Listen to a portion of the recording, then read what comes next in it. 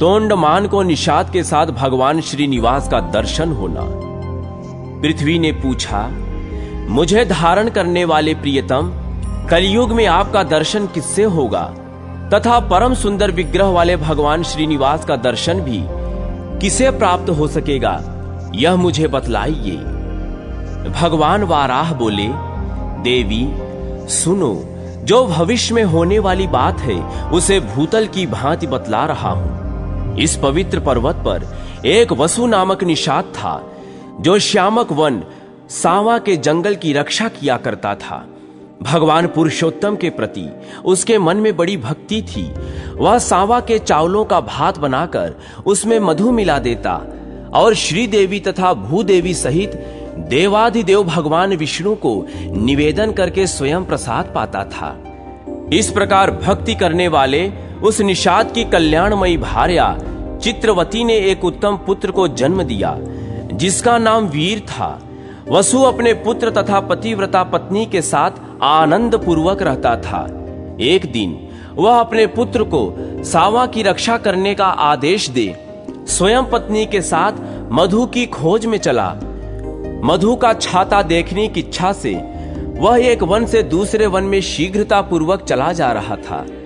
इधर उसके पुत्र ने सावा के तैयार किए हुए भात को लेकर कुछ अग्नि में डाल दिया और कुछ पीसकर वृक्ष की जड़ में भगवान श्रीपति को भोग लगाया।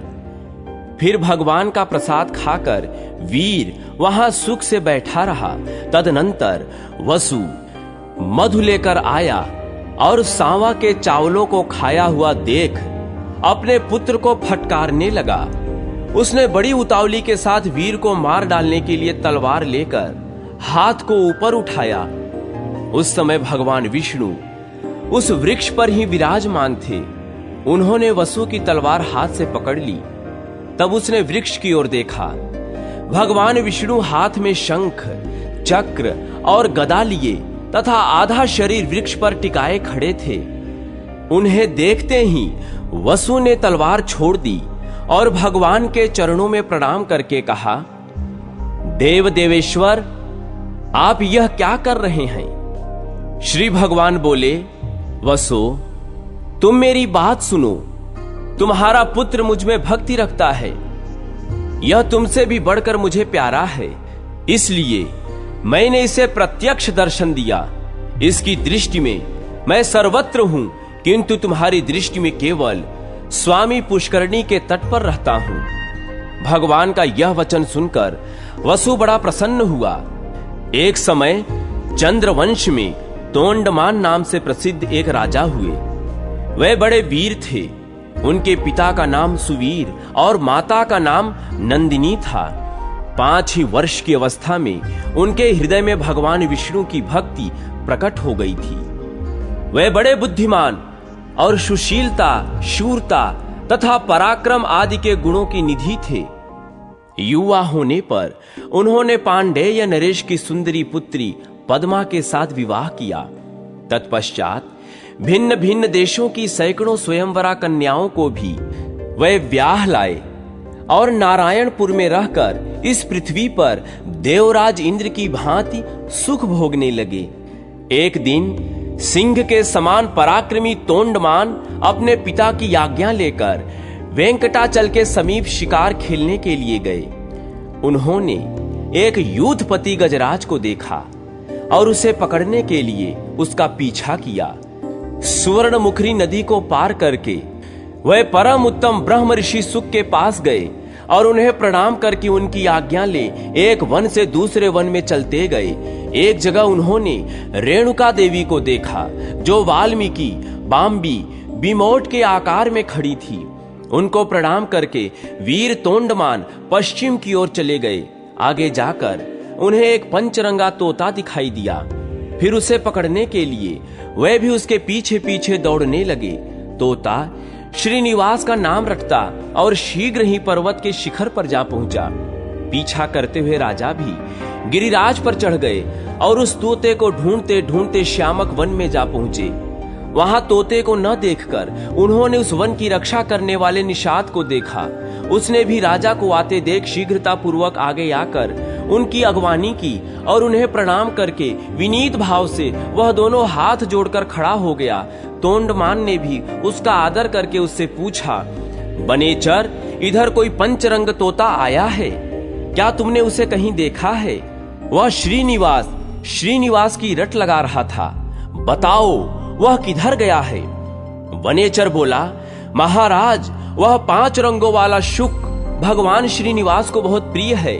उसे श्रीदेवी और भूदेवी ने पाल पोस कर बड़ा किया है। वह सदा भगवान श्री हरि के पास ही रहता है और स्वामी पुष्करणी के तट पर भगवान के समीप विचरता रहता है। उस सुंदर शुक को कोई भी पकड़ नहीं सकता। राजकुमार, अब मैं भगवान की आराधना के लिए जाऊंगा। जब तक मैं लौट कर न आऊं तब तक आप यहीं वृक्ष के नीचे विश्राम कीजिए। राजा बोले, वनेचर, मैं भी तुम्हारे साथ भगवान जनार्दन का दर्शन करने के लिए चलूंगा। तुम मुझे वेंकटाचल निवासी देवेश्वर का दर्शन कराओ। राजा की यह बात सुनकर निषाद ने मधु मिश्रित सांवा का भात आम के पत्ते के दाने में रख लिया और राजा को भी साथ लेकर वह भगवान के समीप गया। वहां राजा सहित विधि पूर्वक स्नान करके निषाद राज ने स्वामी पुष्करणी के तट पर विल्व वृक्ष के नीचे विराजमान भगवान विष्णु का राजा को दर्शन कराया। उनके श्री अंगों की कांति अलसी के फूलों की भांति श्याम थी। कमल दल के समान सुंदर एवं विशाल नेत्र थे। वे 4 भुजाओं से सुशोभित थे। उनके अंग अंग से उदारता प्रकट हो रही थी। मुखार विंद पर मंद मंद मुस्कान की छटा छा रही थी। उनके अंगों पर दिव्य पीतांबर शोभा पा रहा था। मस्तक पर किरीट और हाथों में कंकड़ आदि आभूषणों से उनकी शोभा और भी बढ़ गई थी। भगवान के दोनों पार्श्वों में परम सुंदरी श्रीदेवी और भूदेवी विराज रही थी।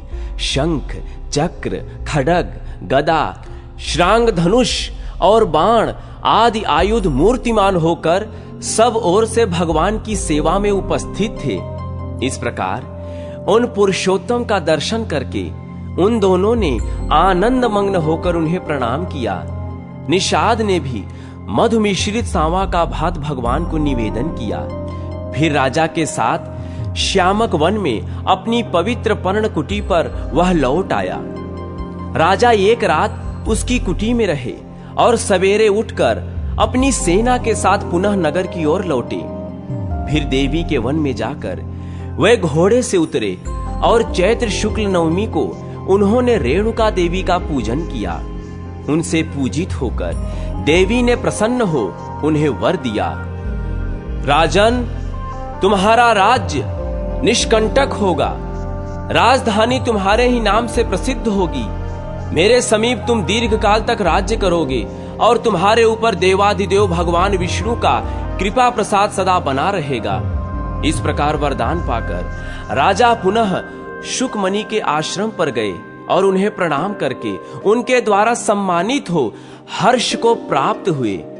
फिर उन्होंने मुनि से कहा, महर्षे, आप कमल सरोवर का महात्म बतलाइए। श्री शुक मुनि ने कहा, राजन, यह कमल सरोवर नामक तड़ाग सब पापों का नाश करने वाला है। कीर्तन, स्मरण और स्नान करने से भी यह मनुष्यों को इस पृथ्वी पर लक्ष्मी प्रदान करने वाला है। तुम भी इसमें स्नान करके अपने पिता के समीप जाओ।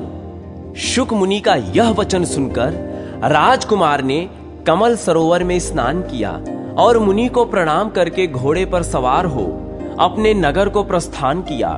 पिता ने तोंडमान को 3 वर्ष के लिए युवराज बनाकर देख लिया कि मेरे पुत्र में प्रजा को प्रसन्न करने की योग्यता, सामर्थ्य, पराक्रम, शौर्य, सुशीलता और ब्राह्मण भक्ति है। तब उन्होंने मंत्रियों से सलाह करके विधि पूर्वक पुत्र का राज्याभिषेक किया और उन्हें अपने पद पर स्थापित करके उनकी अनुमति ले राजा सुवीर वन में चले गए। तोंडमान ने वह विशाल साम्राज्य पाकर धर्म पूर्वक राज्य किया।